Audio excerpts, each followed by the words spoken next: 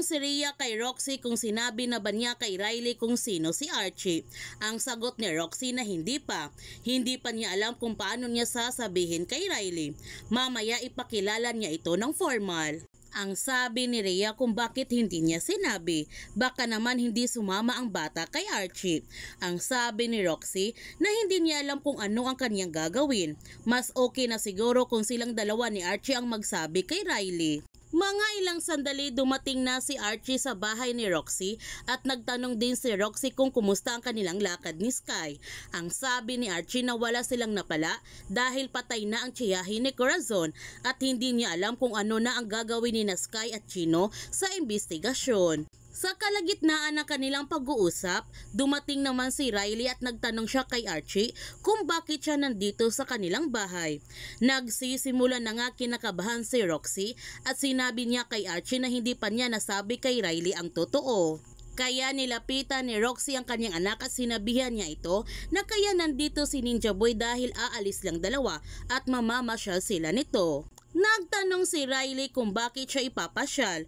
Humihingi ng sorry si Roxy sa kanyang anak na ngayon lamang niya ito nasabi sa kanya dahil gusto niya na kumpleto silang tatlo bago niya malaman ang totoo. Nagtataka na nga ang bata sa mga sinasabi ng kanyang ina at pareho pa silang dalawa na umiiyak nito.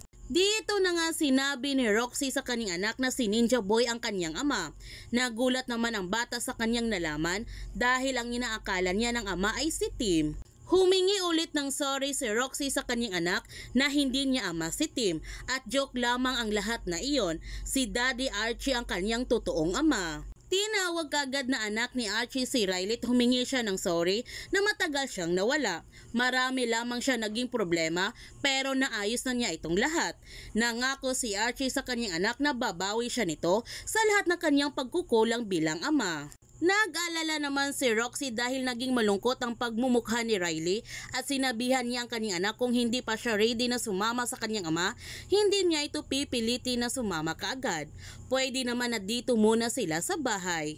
Ngunit biglang nagbago ang ekspresyon ni Riley at naging masaya ito at hinawakan niya ang kamay ni Archie at sinabihan niya ito na pwede na silang umalis. Nagulat naman silang dalawa dahil bigla na lamang sumaya si Riley at excited pa nga ito at nagtanong pa siya kay Archie kung saan sila pupunta. Ang sabi ni Archie na dadalhin niya ito sa lugar na magiging masaya siya kung saan din siya dinala ng kanyang lolo noong buhay pa ito. Kaya nagpaalam na nga ang bata sa kanyang ina dahil excited na siyang mamamasyal na kasama ang kanyang ama at ang kanyang tita Z. Bago umalis ang kanyang mag-ama, sinabihan ni Roxy si Archie na ingatan niya ang kanyang anak.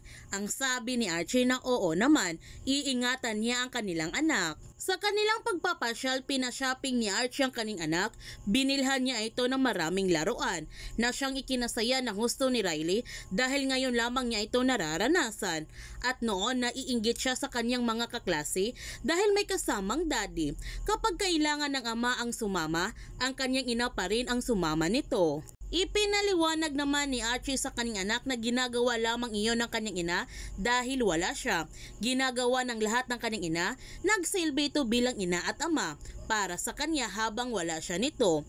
Ang sabi ni Riley na ngayon nandito na siya na ang sumama sa kanilang mga activities. Mabubuo pa kaya ni Archie ang kanyang pamilya? Yan ang ating aabangan sa High Street. Kung bago ka pa channel ko, don't forget to like, subscribe, and click notification bell para palagi kang updated sa mga videos in-upload ko. Thank you for watching and God bless everyone!